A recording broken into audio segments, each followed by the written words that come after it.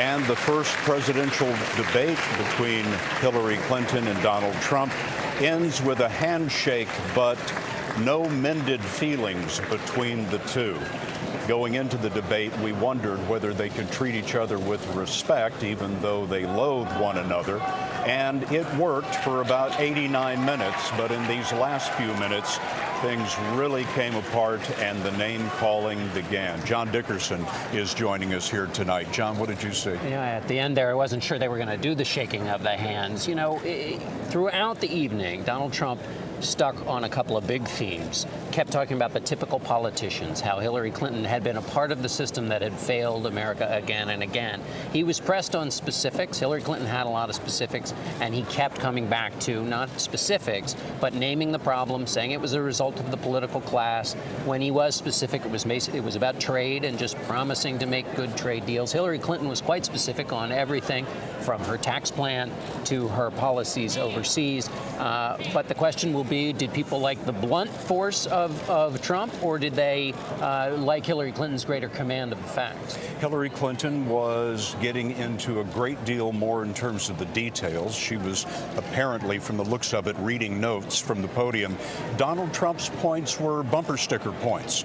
Bring it jobs back, law and order. Very simple kinds of ideas that punch through for many people. Well, that's right. Now, there are the fact checkers are going to have a field day because there were a lot of back and forths about the facts and who was saying what fact and where. But it'll be interesting to see whether that ends up hurting him. It hasn't hurt him so far. And that blunt message that, you know, his challenge was to just kind of use this session. The people who are watching for the first time, lots of people are taking new impressions tonight and basically get through the thrust of his campaign. Hillary Clinton got forward a lot of the things she believed in too, and we'll have to see how it settles out. Now, as we said just a moment ago, there was a great deal of decorum in the early part of the debate.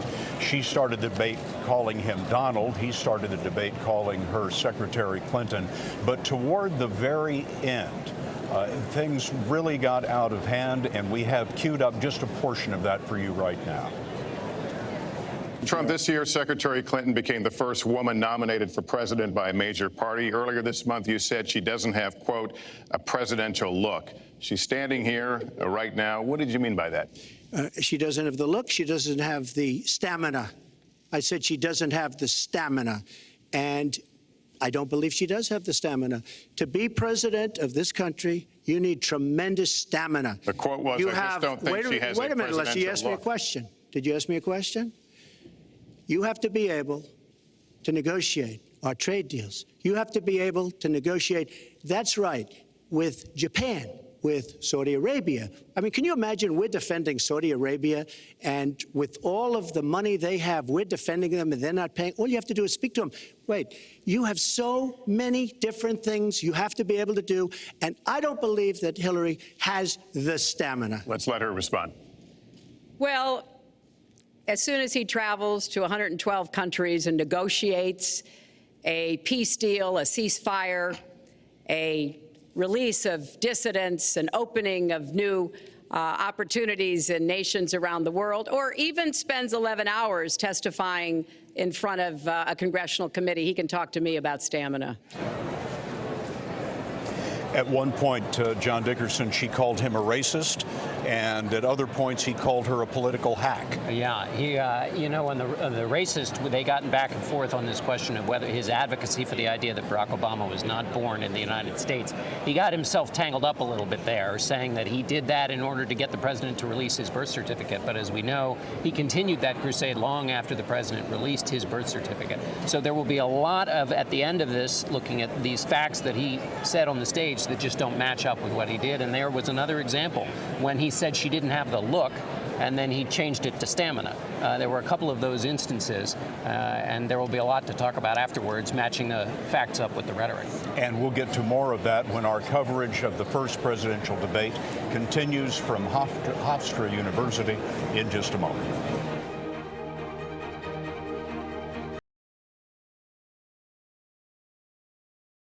I have a winning temperament. I know how to win.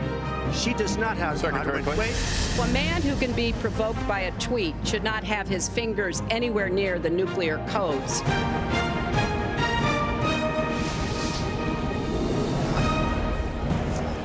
A great deal riding on tonight's debate because the race is virtually in a tie. Hillary Clinton's poll numbers have been dropping steadily since mid-August. Donald Trump's have been rising, and now they've met in the middle as they met on the stage today. Major Garrett has been covering the Trump campaign from the very beginning. Let's go to Major now. Major? Scott, Donald Trump prepared lightly for this debate. No mock debates, no heavy briefing books, and now we know why. For those of us who have traveled around the country listening to Donald Trump, what we heard tonight in the debate were his own favorite riffs from his stump speeches. Not the tightly controlled, pre-written teleprompter speeches he's been giving lately on policy, but his sort of larger worldview about trade, security, immigration, these broad themes, and Trump went at them with the simplicity and the confidence that he has on the campaign trail for months and months now. There was a memorable exchange with Hillary Clinton about Trump's unreleased tax returns. He did, for the first time, offer those tax returns up, but only on one condition. Let's take a listen. I will release my tax returns against my lawyer's wishes when she releases her 33,000 emails that have been deleted. As soon as she releases them, I will release my tax returns, and that's against my lawyers. They say don't do it. Maybe he doesn't want the American people, all of you watching tonight, to know that he's paid nothing in federal taxes, because the only years that anybody's ever seen were a couple of years when he had to turn them over to state authorities when he was trying to get a casino license, and they showed he didn't pay any federal income tax.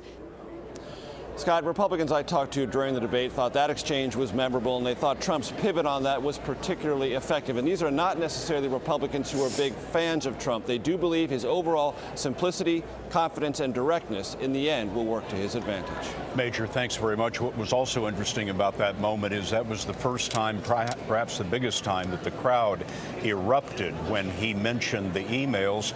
And even with that support from the crowd here at Hofstra, he didn't go back to the issue of the emails. It never came up again. Nancy Cordes is with us now. Nancy's been covering the Clinton campaign. Nance? And Scott, I'm joined by Jennifer Palmieri. She's the communications director for the Clinton campaign, and she was in the room during debate prep all weekend. And Jennifer, one of your working theories was that we were going to see a more disciplined Trump tonight, that he was going to, in your words, hold it together. Were you right? Yes.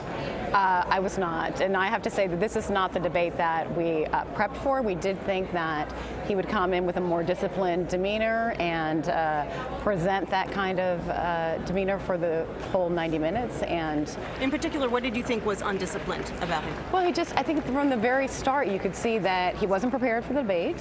It makes you not prepared for the job, and he quickly became unhinged. And he just seems to me, just being in her. Just hearing her answer the most basic question about what she would do on the economy provoked him into a spiral of pretty negative attacks against her from which he himself never recovered. And yet he did hammer home a few key points that people probably will remember. He talked about trade. He talked about Washington being broken. Are you concerned that voters at home are going to recall some of his key points? I think one thing that was important to us was that, and it was good because it would happen right at the beginning of the debate, and when people are really paying attention, is that in the first few questions she was able to convey what she would do to help grow the economy, and particularly what she would do to make sure that the middle class starts seeing an increase in wages, has an easier time in managing work and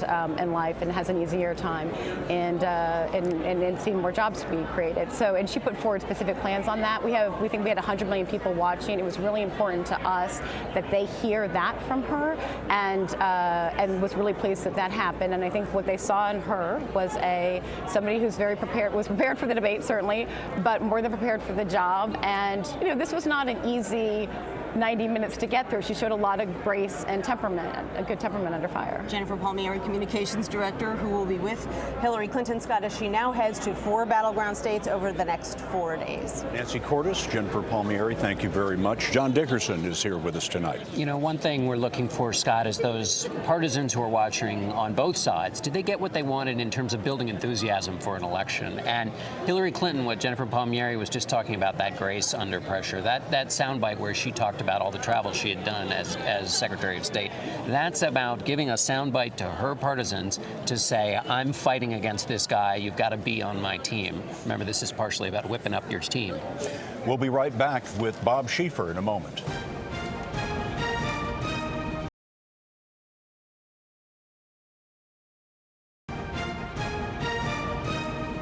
Back now at the first presidential debate with Bob Schieffer, who has moderated 3 presidential debates in 2004, 08, and in 12, and has reported on just about all of the others. Bob? You know, I've never seen one where the decorum broke down the way that it did tonight. You just almost never see audience responses like we saw tonight.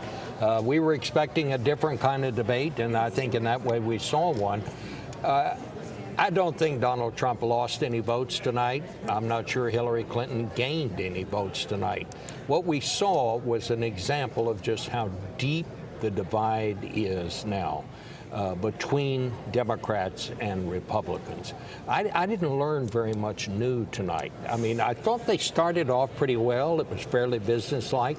And then, you know, about 15 minutes in, it just broke down into name calling. And it was back and forth and who could shout the loudest.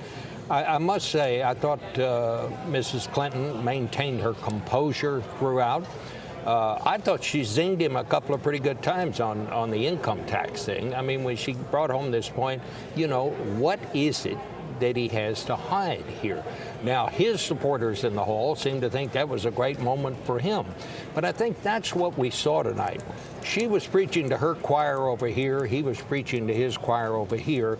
We never saw any indication of how you come together and form the coalitions to break the gridlock that this country finds itself in. Bob, thank you so much. I just see Mike Pence walking in here, the Indiana governor and Donald Trump's vice president. Governor, we're proud to see you. Thank you for coming in. And we're gonna borrow Bob Schieffer's microphone. Governor, I'd like to present you with this microphone. Sit right down.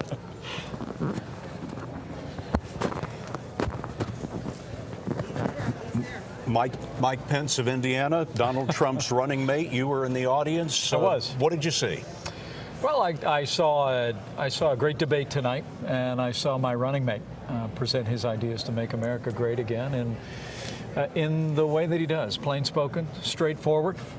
He engaged in ways that I think demonstrated the energy and the leadership that he'll bring when he's elected president of the United States. It broke down there at the end. There was a lot of name calling. I think people would find that disappointing in a presidential debate. Well, I was disappointed to see the way Hillary Clinton, frankly, was casting insults through most of this debate. And you know, I'm very pleased that Donald Trump continued to stay focused on the issues that matter to the American people. It seemed to me there were a lot of sidebar issues in this debate, but you know, where the country is really focused is on security, on getting this economy moving again, on dealing with the issues that are affecting their lives. And I think you saw Donald Trump again and again go back to talking about those issues in the direct and forthright way that has really created enormous momentum in this campaign, and I expect will continue to grow after tonight's performance. What did you find offensive? You said she said things that were offensive. What was offensive? Well, I just think all throughout, John, what we saw Hillary Clinton doing, frankly, I thought was you know, making demeaning comments and making comments like that which one? That I think, you know, with what you heard coming into this was there might be some attempt to try and provoke Donald Trump, but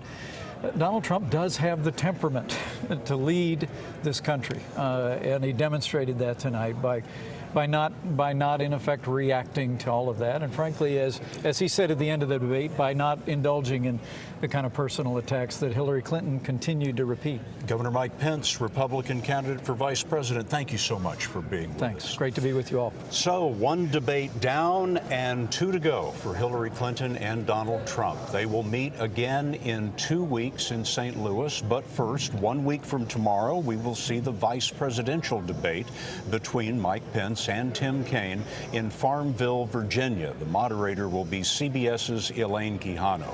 There'll be more about all this on your late local news on this station. For John Dickerson, Nancy Cordes, Major Garrett, and Bob Schieffer, I'm Scott Pelley in Hempstead, New York. We'll see you tomorrow on the CBS Evening News. Good night.